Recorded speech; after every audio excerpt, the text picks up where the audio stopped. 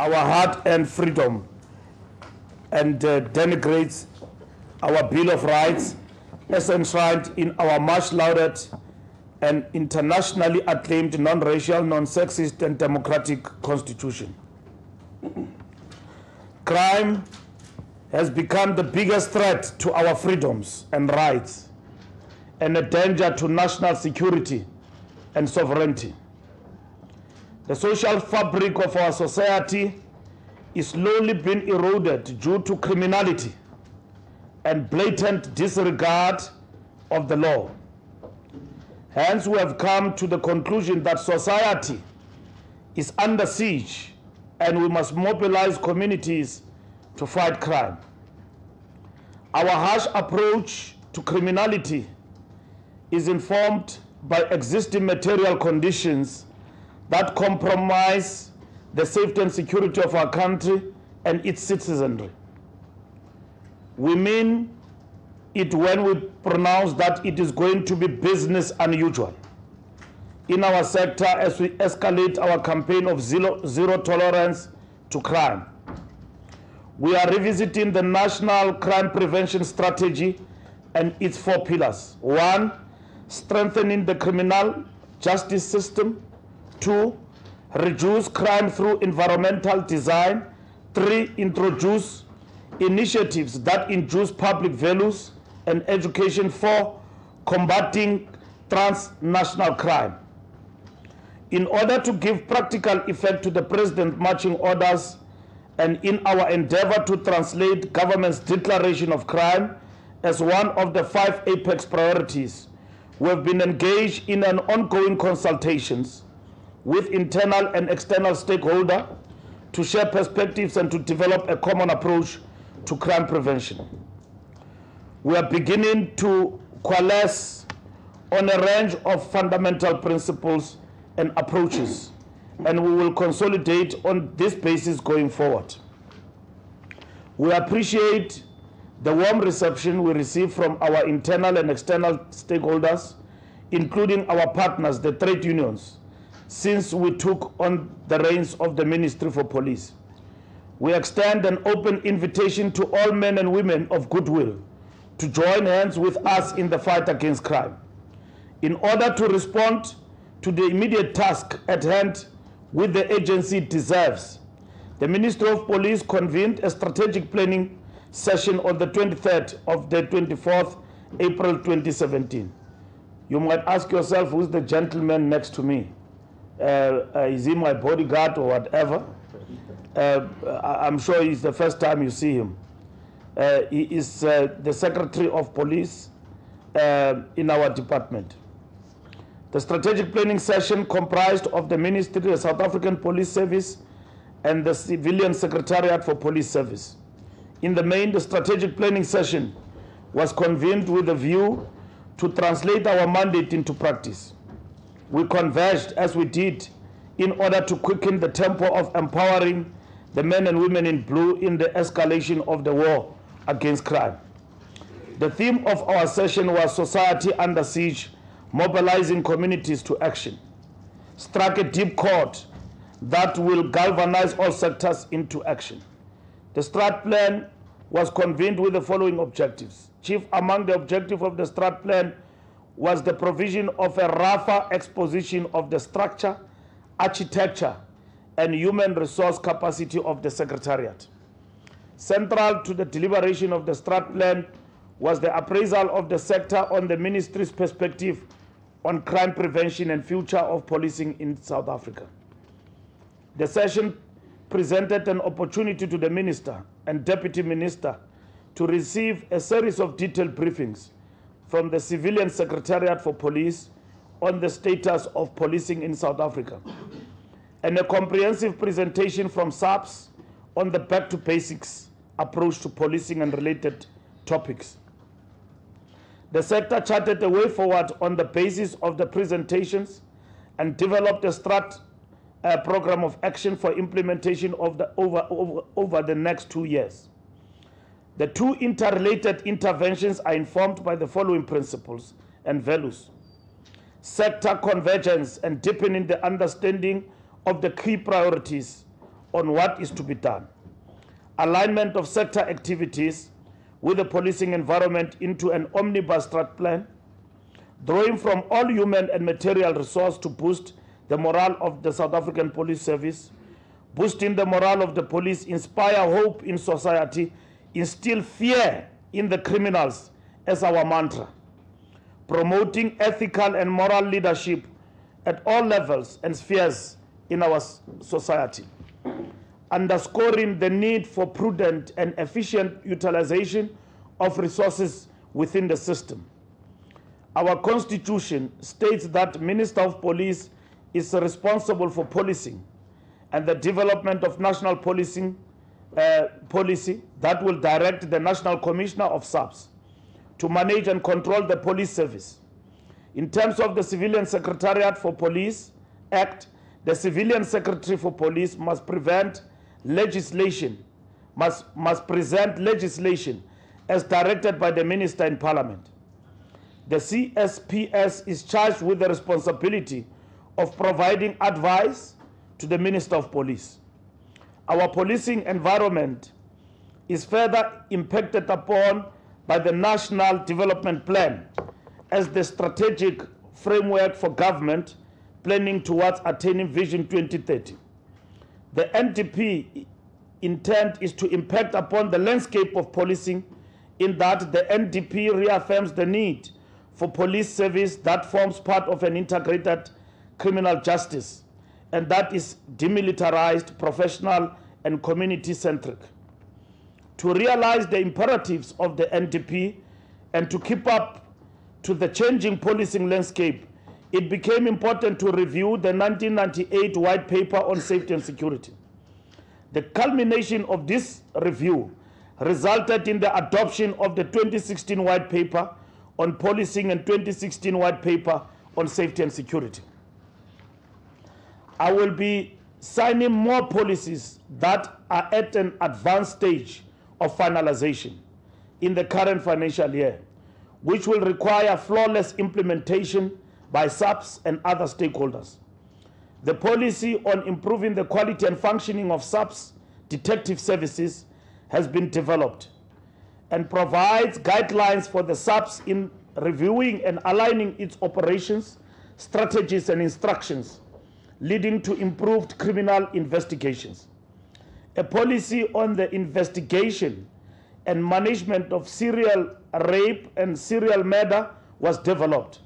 South Africa records a high number of serial rape and serial murder cases. A number of high-profile incidents of serial murder and serial rape have resulted in South Africa being referred to as being amongst the highest globally. Currently, most rape and murder series are identified and in terms of the DNA linkages rather than modus operandi. We will ensure proper coordination and collaboration by all existing structures such as the DNA database, the serial DNA team, the investigative psychology section, and trained investigators to ensure that these serial rape and murder cases are identified early and properly investigated by qualified investigators in a consistent manner. A national integrated anti-gang strategy was adopted by Cabinet, which provides for interventions targeted at socio-economic issues surrounding gangsterism and its root causes, addressed in a multi-agency fashion, incorporating government departments at all spheres in partnership with civil society and communities. A use of force policy has been developed to provide all members of SAPS with clear and consistent guidelines regarding the use of force while engaged in the discharge of their official duties. We will meet fire with fire. And within the prescripts of the law, we will shoot to defend the innocent. We will shoot to defend ourselves and the force and members of the South African Police Service to ensure that there is law and order in this country. Criminals will not reign. We will, during our roadshows and visits to community police stations, together with Civilian Secretariat for Police Service. Research shows that sexual offenses and domestic violence are underreported crimes due to barriers that do not support victims of these crimes.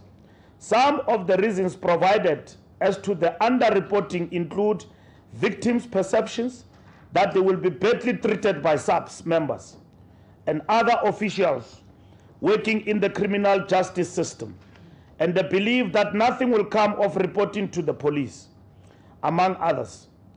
In order to address this matter, a policy on removing barriers to reporting on sexual offenses and domestic violence has been developed and handed over to SAPS. I will, after receiving inputs from SAPS approve the policy for implementation in this current financial year. Our program of action in 2017-2018 financial year involves the prioritization of the development of an e-policing policy. This policy seeks to implement the recommendations of the white paper, 2016 white paper on policing, which proposes SAPS as the 21st century police, which is information-driven, analytically sound, with dedicated systems and processes that integrate seamlessly with the other role players within the criminal justice value chain. The single police service is an imperative of the government and calls for the implementation of the single police service and the incorporation of the municipal police service. The government long decided that for all police services to be placed under the command and control of the National Commissioner of SAPS as a police multiplier. Hibana kirumpulele metsi wa wana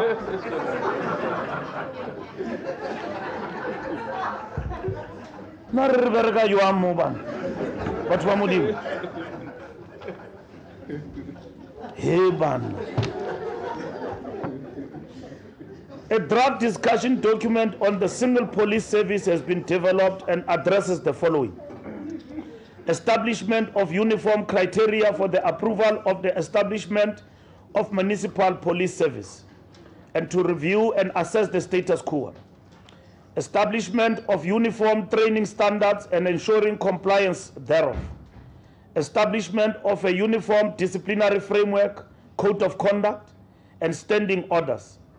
Determination of the processes for inter-sphere police service, law enforcement cooperation. Ensure compliance with Section 64K of the SAPS Act Policing Coordinating Committees, and assessment and review of the performance of municipal police in national policing efforts and priorities. It is in our intention to give effect to this policy during 2017 to 2018 financial year.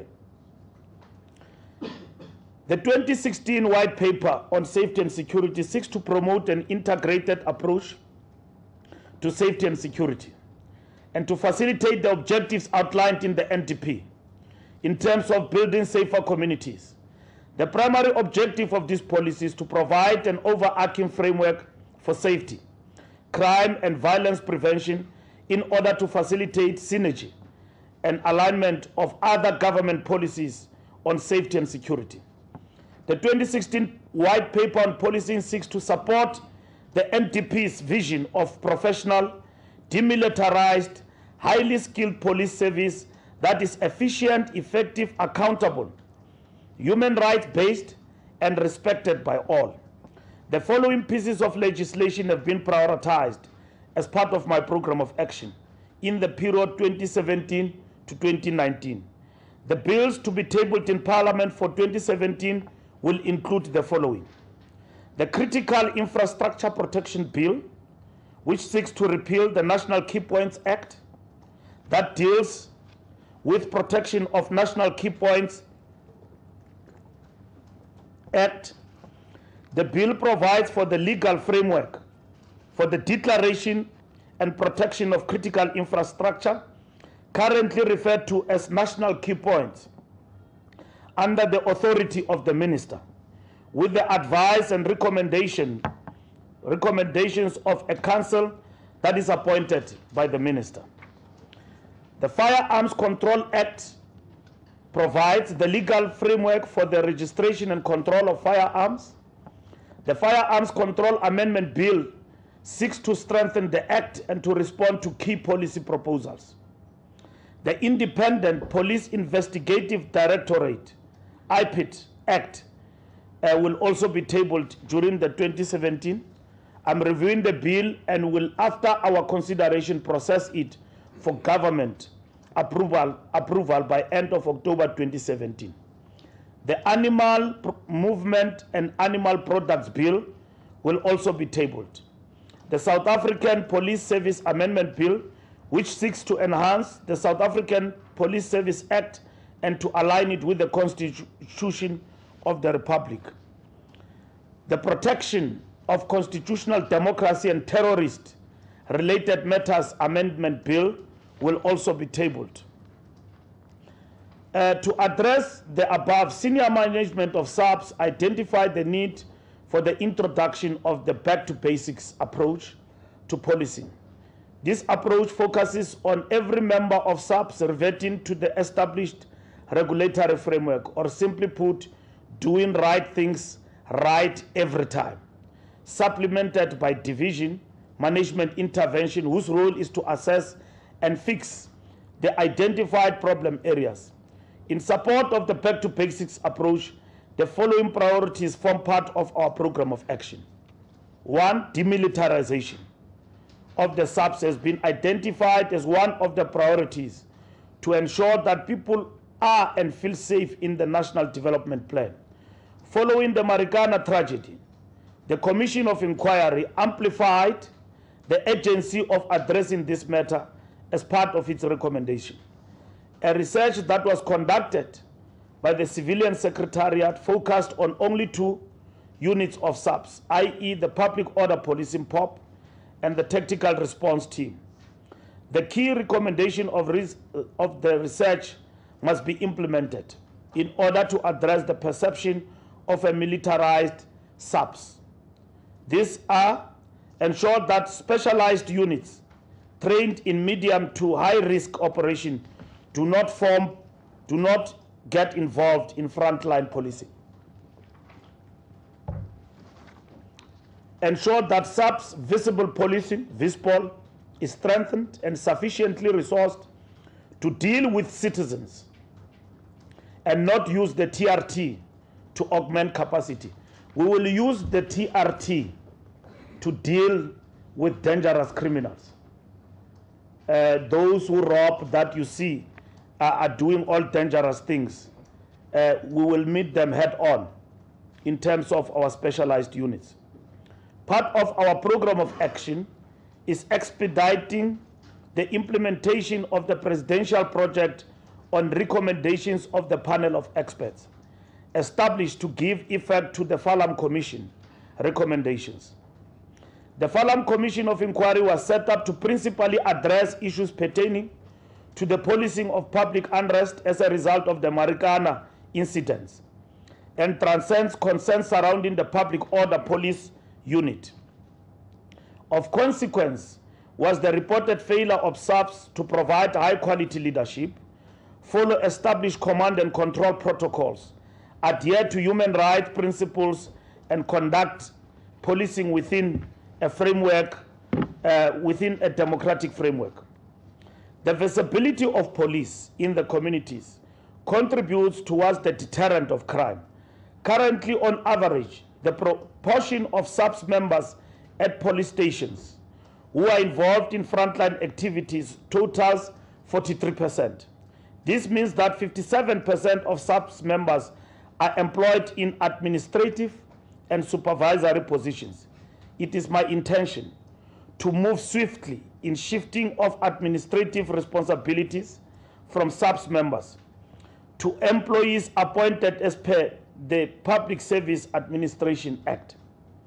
This will allow more SAPS members to be involved in frontline activities. The use of technology in reporting crimes assists in reducing the response time to crime incidences. It is my intention to prioritize assessment of the capacity and functionality of the 10,111 call centers. The aim of this assessment is to identify the gaps that need to be addressed in order to enhance the functionality of the 10,111 centers or consider complete overhaul. A study focused on the economics of policing and the economics of crime will be undertaken in 2018-2019 financial year. Crime is a major burden to society in terms of death, injury, and the impact on families, and has incalculable value. Factors such as illicit financial outflows, cross-border traffic-related crimes, white-collar crime, cost to SAPS to fight crime, cost to secure property, and material losses for all victims. Fleet management. For SAPS remains a key challenge, and the Civilian Secretariat Oversight reports have identified the shortage of vehicles to respond to crime as a major service delivery impediment. This includes provision of vehicles that are not suitable for the local terrains, long periods of vehicle repairs at SAPS garages, and long periods for replacing boarded vehicles. This affects the provision of service and the fight against crime. The turnaround strategy on SAPS fleet management will be developed and implemented in the 2017-2018 financial year. South Africa has 4 forensic science laboratories that service the entire country. Delays in resolving cases that are dependent on the forensic analysis cannot be tolerated, and the laboratories will be revamped and fully capacitated. This action will enable full resourcing of the forensic science laboratories to ensure effective and efficient services will be a priority for the minister in the next 2 years. Cybercrime encompasses any illegal act involving a computer and all activities done with criminal intent in cyberspace or which are computer related. Challenges faced by communication technologies in cybersecurity pose a serious threat to society at large, economically, socially, and politically. The National Security Strategy was adopted by Cabinet on December 2013. A product of the NSS is the development of a cybercrime bill which seeks to address the challenges around cybercrime and related threats. This bill was introduced in Parliament in February 2017. The bill proposes that a cybercrime center be established within SAPS to deal with the threats in an integrated and coordinated manner. Of importance is the development of regulations by the minister within 6 months of the act coming into operation. Destruction of the 2010 amnesty firearms. SAPS implemented a firearms amnesty in 2010. A total of 42,329 firearms were received. These firearms were supposed to undergo ballistic testing through the integrated ballistic intelligence system to determine if the firearms were used in the commission of crimes, and the process thereafter is the destruction of the firearms. An oversight visit found that some of the firearms are still at some police stations and have not been destroyed. The concern is that these firearms may still be used to commit crimes. It is my intention to prioritize the destruction of these firearms. Our enhancement of the functioning of the Central Firearms Register will include the following: advise and support the Minister in directing the Register of CFR on firearms control and to the police strategy to address illegal firearms and the non-proliferation of firearms. monitor the implementation of the turnaround strategy of CFR. Boosting the morale of the men and women in blue is the cornerstone of our program of action. Oversight visits to police stations have identified the extensive use of sick leave by SAPS members. Abantu bayayithatha sick leave la emaphoyiseni.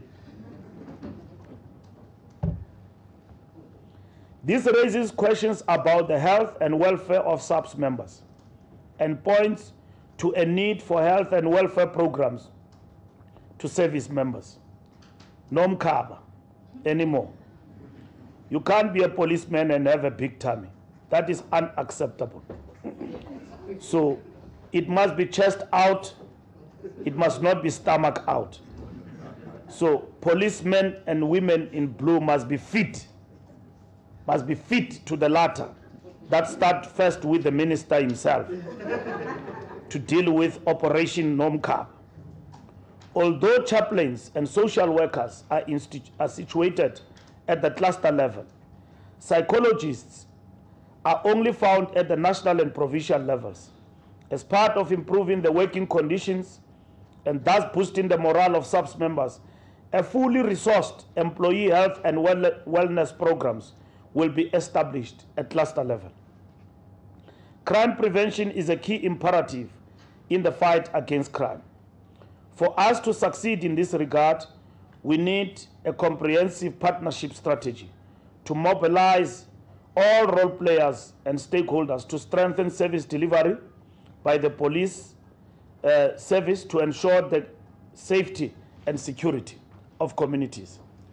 The partnership strategy must be underpinned by the following themes deriving from the 2016 White Paper on Safety and Security: effective criminal justice system, early intervention to prevent crime and violence and promote safety, victim support, effective and integrated delivery to safety and security and violence and crime prevention, safety through environmental design, active public and community participation. Additional actions in crime prevention will include the following: identifying and concluding memoranda of agreements with strategic stakeholders in the fight against crime, enhancing stakeholders and community participation in the fight and crime prevention programs through Imbizo, working groups, safety forums, and community policing forums. The minister will launch Wanyatsoti campaign, which will chase the most dangerous criminals in the country. We will hunt them down till we find them. All criminals who are on the run and have not been found must be found and be locked up by the South African Police Service. We will, in the coming days, in the launch of 100 days of the minister in office, launch Wanya Wafatsotsi campaign throughout the country. Criminals can run, but we will find them. And we must lock them up because they don't have to mix with innocent communities. Organizing and facilitating provincial and national dialogue conferences to deliberate on combating crime and making our community safer. Strengthening school safety committees and forums to curb crime and violence at schools and higher learning institutions. Litigation against the Minister of Police, as the executive authority of SAPS, has vast financial implications for the fiscus and needs to be carefully managed to reduce the volume of civil claims, the quantum of damages, and the legal costs that are paid by the state. A sustainable and multidisciplinary strategy is needed to address the problem relating to the involvement of youth in crime. Amongst the intervention is the engagement of the youth in diversion programs that will involve their participation in constructive activities. This is designed to instill a sense of belonging in society and reinforcing a culture of identified and dignity. The diversion programs may involve the various sporting codes, recreational activities, and strategies to address and reducing substance abuse. The diversion programs at the level of government will involve a multidisciplinary approach involving departments that include the Department of Sports and Recreation, the Department of Social Development, the Department of Education and Training, and the Department of Cooperative Government. The establishment and functioning of youth desks and street committees in the various communities will include to harnessing the energy of marginalized youth in constructive diversion programs that will contribute to their personal development. Youth empowerment programs can also be developed with civil society organizations and other NGOs in order to ensure the sustainability of the empowerment program, skills development, and facilitating entry into gainful employment will be advantage. Our strat plan and program of action is a turning point in the fight against crime and will succeed in turning the tide through partnerships and collaboration with all sectors of society. Thank you. Thank you very much, Minister, for that comprehensive review of the strategic session. Ladies and gentlemen, we'll then take questions. We'll take the first round.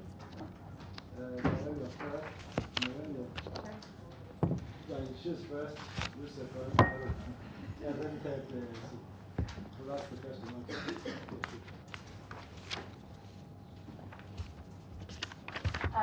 Minister, we'd just like to congratulate you that you and Robert Mawawa are no longer fighting thanks to mosquitoes.